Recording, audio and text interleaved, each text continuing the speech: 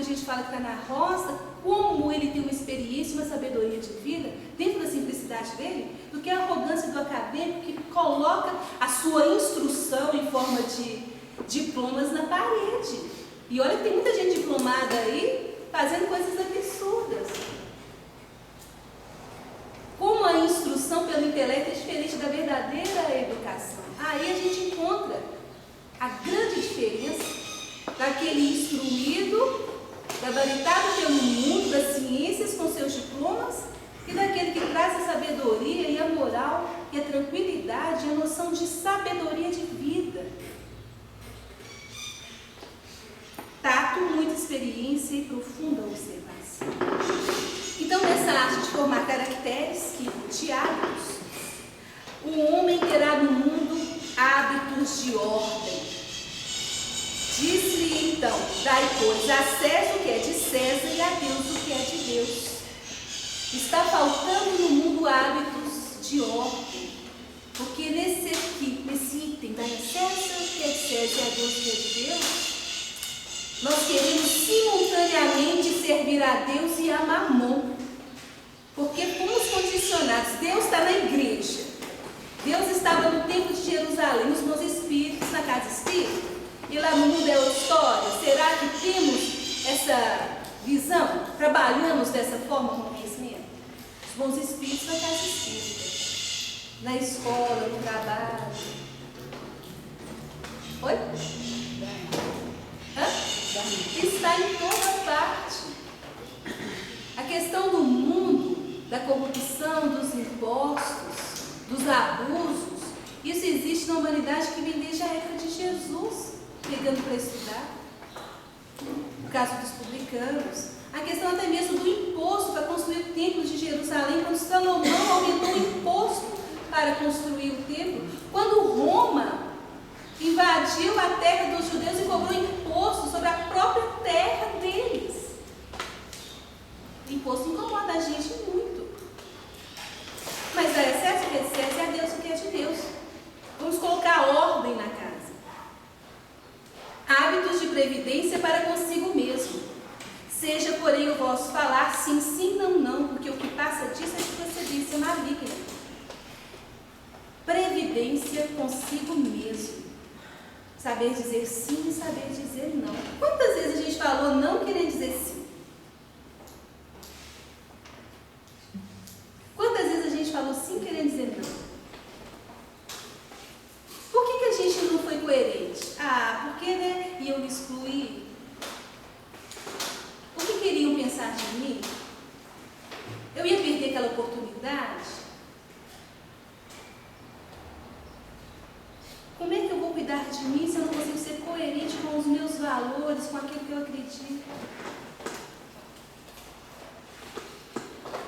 Sim, sim, não, não. É um momento de grande conflito, muitas das vezes, porque a gente sabe, conhece aqui, fala não, mas o sentimento fala sim. E muitas das vezes, pelo conhecimento, fala vai, sim, perdoa. Mas a emoção fala, não, que isso, ele está errado. Ele tem que vir, né? É isso, sim, sim, não, não. Coerência entre sentir, pensar e fazer. Hábitos de respeito ao próximo. Honra teu pai e tua mãe e amarás o teu próximo como a ti mesmo. Começamos com a família. Respeito ao próximo mais próximo. O maior compromisso é aquele que está lá próximo mesmo. Como é essa relação? Porque se eu honro a meu pai e minha mãe, eu vou amar o próximo como a mim mesmo. Mas se eu for ler de trás para frente isso aqui, primeiro amar a mim para amar o próximo, para entender que todos formam uma grande família. Como a gente se ama? A gente se ama, a gente se respeita. E engraçado, o que isso tem a ver com a educação? Tudo. Tudo. Tudo a ver.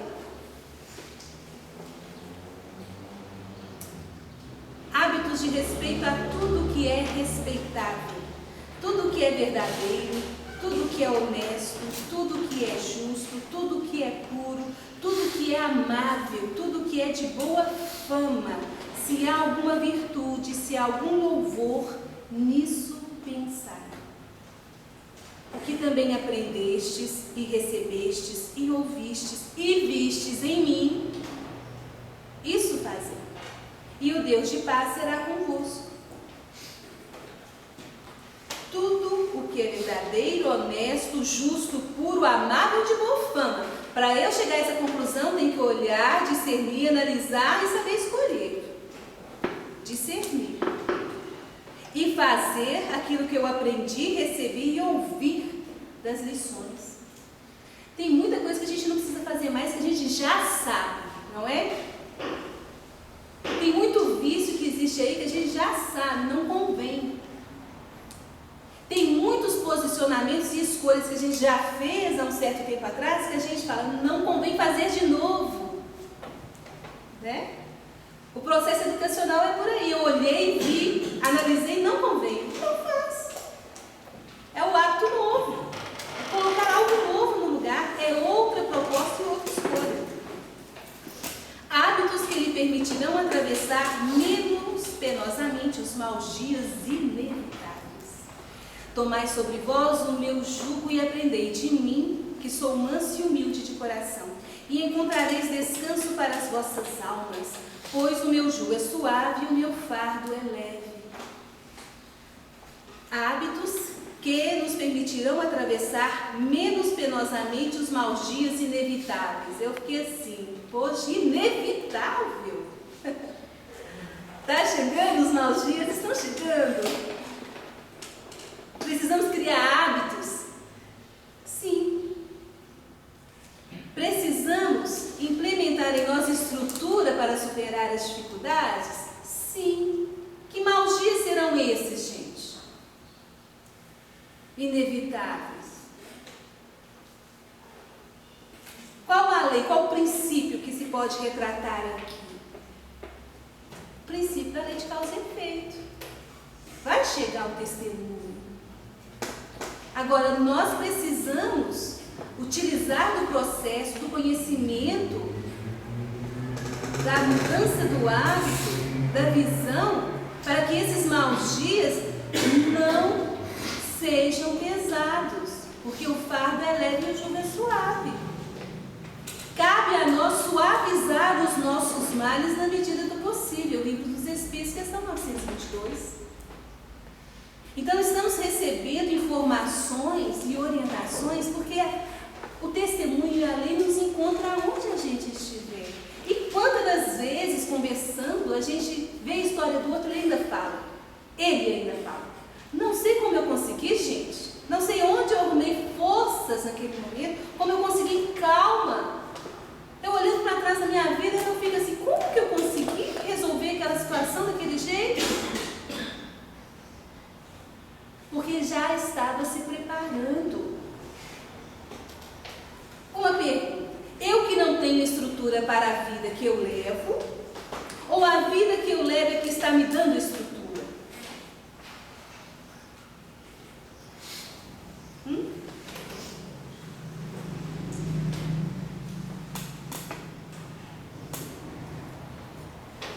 A vida que eu levo está me dando estrutura. Porque o fardo suave e leve, jugo suave e fardo leve, o que está no nosso mundo é aquilo que a gente dá conta, é aquilo que está na pauta do nosso processo político. Vamos criando estrutura nos exercícios, pela prática, pela observação. Não é fácil mudar um hábito. Eu tenho que escolher e exercitar. Tem que escolher e exercitar.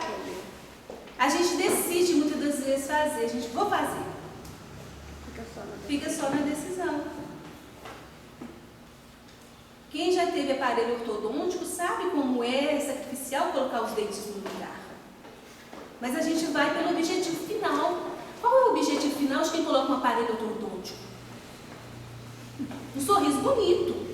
É um exemplo simples, mas pode ser muito bem aplicado na nossa realidade. A gente vai e sofre, aperta e fica, mas quando tira o sorriso está alinhadinho, perfeitinho, só fica rindo agora, né? É assim.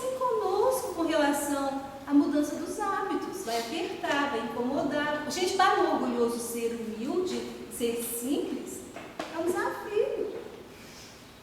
É um verdadeiro entorce lá nos ferrinhos. Então precisamos nos preparar para que na hora do testemunho, na hora que a lei nos encontra para a correção, a gente tenha uma base, raciocínio, fé, esperança. Fé e esperança, porque dias melhores virão. Eu vou sair dessa escola e vou para outra, outro nível, né? A gente não quer graduação melhor? O que é graduação espiritual, além de um nível melhor de vibração, de entendimento da vida? E o nosso corpo, gente, ele retrata os desafios. Ele vai mandando para a gente os desafios, para a gente criar essa estrutura de fé e de administração. Aí o corpo da gente também, a gente corta um pedacinho aqui, corta ali, vamos bola para frente, né? A desordem e a imprevidência são duas chagas que só uma educação bem entendida pode curar. Porque o coração deste povo está endurecido, e ouviram de mau grado com seus ouvidos e fecharam seus olhos, para que não vejam com os olhos, e ouçam com os ouvidos, e compreendam com o coração, e se convertam, e eu os cure. Jesus, no momento quando ele foi questionado, por que fala por parábolas? Gente, só uma educação bem entendida pode curar a desordem e a imprevidência. Duas chagas, alicerçadas no egoísmo. E aqui a palavra curar, gente, implica que não voltará. Depois que a gente começa a sentir as boas vibrações dos amigos espirituais, nas reuniões íntimas, quando a gente começa a sentir como é bom, né, ser agradável, gentil uns com os outros, vai um dia eu tentar dar um gelo em alguém, que eu fiquei com raiva e vou dar um gelo. Vamos supor. Ele vai passar muito mal. Quem? Quem resolveu dar um gelo. Porque depois que a gente começa a abrir o coração para as boas energias, para a vibração, para um todo, na hora que a gente resolve gelar alguém, dói a gente por dentro. Não conseguimos mais participar de determinados processos. Aí a questão da porta estreita, aí a cura definitiva. A gente não consegue mais participar dos velhos hábitos, porque eles começam a nos incomodar. Aquele que parou há muito tempo de fumar, que é o exemplo que eu trouxe anteriormente, quando ele sente, ele não consegue mais. Os nossos hábitos, eles vão criando uma rotina que o antigo não tem mais sustentação dentro de nós. Eu trouxe um exemplo de um vício. As deficiências morais é a mesma coisa. Não vamos conseguir mais sustentar isso e vamos compreender com o coração. Vamos nos converter e nos curar. Convencido é muito diferente de convertido. Emmanuel trabalha muito bem isso numa das suas leituras. Convencidos estamos de muitas questões. Sabemos falar do Evangelho, da doutrina. O conhecimento, ele cai assim, a gente fica entusiasmado com ele. Esse é o primeiro processo, é natural isso, ser convencido e entender. Mas precisamos aceitar a verdade no coração para que haja a conversão, a transformação e a cura se estabeleça. Convertido é diferente do convencido. Tem amigo espiritual? Todos nós temos amigo espiritual, certo? Alguém já se sentiu abandonado, sozinho, na hora da dor? Nem lembrou do amigo espiritual? Então, eu estava completamente convencido disso. Eu tenho um amigo espiritual, mas de repente, nem Deus parece existir naquele momento. É essa a questão. Compreender com o coração é a fé, gente. Sentimento de fé. O Livro dos Espíritos, na questão 917, traz assim: poderá ser longa a cura, porque numerosas são as causas, mas não é impossível. Contudo, ela só se obterá se o mal for atacado em sua raiz, isto é, pela educação, não por essa educação que tende a fazer homens instruídos, mas aquela que tende a fazer homens de bem. Verdadeira proposta. Homem de bem. Evangelho segundo o Espiritismo. Os caracteres do homem de bem. Aquele que está se promovendo ao estado de perfeição. Cura longa. É conhecidíssimo de nós os processos de cura muito longa, né? A mulher hemorroíça, ela correu todos os médicos até que encontrou Jesus e tocou na veste dele. Mas o que ele disse para ela? Foi a tua fé que te salvou. Ela compreendeu com o coração e já foi predisposta a isso. Se eu tocar, ela já trouxe esse implementado dentro dela. A cura chegou. Foi um processo longo, mas dentro desse processo longo, ela conseguiu construir o piso de sustentação para que a cura acontecesse. É longo, mas não é impossível. Educação. Esse é o ponto de partida, o elemento real do bem-estar. O penhor da segurança de todos. À medida que os homens se instruem acerca das causas espirituais, menos valor dão às coisas materiais. Depois, necessário é que se reformem as instituições humanas que o entretêm e excitam. Isso depende da educação. E conhecereis a verdade vos libertará. Reformar instituições humanas que nos entretêm, nos estimulam, nos excitam. A humanidade, a nossa sociedade, nós, muitas das vezes, nos excitamos ao excesso, os nossos entretenimentos são como os vícios. Né? A nossa instituição política, viciada, tudo conosco. Somente uma educação bem compreendida vai chegar a ponto de reformar as instituições. Então começa com cada um. Não é ficar sentado reclamando, esperando que o outro resolva os problemas da sociedade. Do meu bem-estar. Porque foi o outro, é o outro, é o outro. Se a gente pegar o princípio reencarnação e escola, lei de causa e efeito, estamos recebendo um retorno coletivo. Por que eu fico sentado esperando que o outro resolva o meu problema? Que a causa é dele, é do político, é do presidente, é do governador, é do professor, é do meu pai, é do meu marido, é do meu filho. E eu? O que me entretém? Qual é o entretenimento que eu busco? Como eu saio do lazer? Né? Que a gente gosta de férias, né? Férias. Feriadão, emendas, a gente adora isso, né? Agora mesmo chega o calendário do ano que vem já com isso tudo marcadinho pra gente. O que acontece? Que entretenimento é esse que eu busco, que eu anseio? Ah, não quero fazer nada. Não fazer nada. Por que o trabalho se impõe ao homem? Por que a reencarnação se impõe ao homem? Livro dos Espíritos, as questões estão lá claramente com essa palavra. A reencarnação se impõe ao homem para que ele possa cumprir com os desígnios da providência. Para que ele possa cumprir com a parte que ele toca na obra da criação. Qual que é a nossa parte na obra da criação? Qual que é a nossa parte? Vamos refletir. Agora é só pergunta, não precisa ter resposta. Porque o trabalho se impõe ao homem para que ele possa desenvolver a sua inteligência. Sem o trabalho, o homem ficaria no seu estado de infância. A palavra impõe é no sentido de necessidade.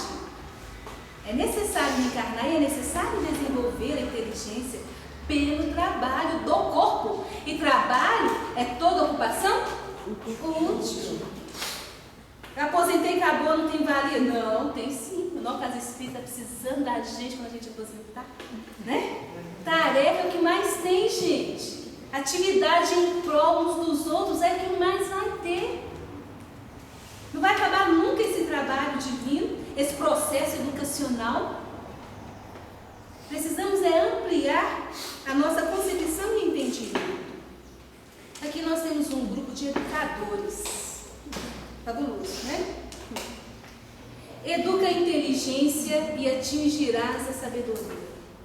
Educa as mãos e acentuarás a competência. Educa a palavra e colherás simpatia e cooperação. Educa o pensamento e conquistarás a ti mesmo. Meus amigos, a terra é nossa escola milenária e sublime. Jesus é o nosso divino mestre. O Espiritismo, sobretudo, é obra de educação. Façamos da educação com Cristo o culto de nossa vida, para que a nossa vida possa educar-se para educar com o Senhor hoje e sempre. Emmanuel, no livro Taça de Luz. É a proposta. Se os processos e conceitos educacionais é de acordo com a ótica e filosofia daquele que está conceituando e analisando, se nós estamos estudando doutrina espírita, convém agora mudar a nossa visão e o nosso conceito de vida, de processo educacional, pela ótica do Cristo, pelo que a doutrina espírita nos faculta entender. Não é cobrado perfeição. Cada um vai dar conta da sua administração. Uns a 30, uns a 60, uns a 100. Não é assim a parábola dos talentos? Tudo é considerável. Tudo é considerado. Nada é em vão. Emmanuel fala que até os animálculos que constroem as ilhas têm a sua importância, porque nós não teríamos. Começa conosco. Precisamos mudar, educar a inteligência, educar as nossas mãos, educar as nossas palavras, educar o pensamento para conquistar a nós mesmos. Joana de Ângeles, uma das educadoras aí representadas, ela fala que nós trazemos de vidas e vidas uma tendência a pensar negativo com relação a nós mesmos. E esse vício, ele traz energias deletérias que criam doenças. Como nós pensamos a respeito de nós mesmos? Pelos nossos acertos, a gente pensa muito bem, né? Aí nós somos o máximo, né? Pelos nossos acertos. E pelos nossos desacertos. A gente é meio hiperbólico, né? A gente vai aos extremos, tanto no pensar melhor de nós, quanto no momento de nos autoavaliar. Conhece a ti mesmo, questão 919 do Livro dos Espíritos. Pensar a respeito de nós pela ótica espírita, o que é que nós somos? Espírito. Nós estamos reencarnados com uma proposta educativa. Nós vamos ter maus dias inevitáveis pelo processo da lei de causa e efeito. Mas nós estamos estudando para que nesses momentos a gente consiga refletir, encontrar o equilíbrio necessário para superar esses maus dias, para ganhar a coroa da vida, para a conquista de nós mesmos. Então, pensemos melhor a respeito de nós. Nós estamos 100 anos melhores do que éramos. O Evangelho segundo o Espiritismo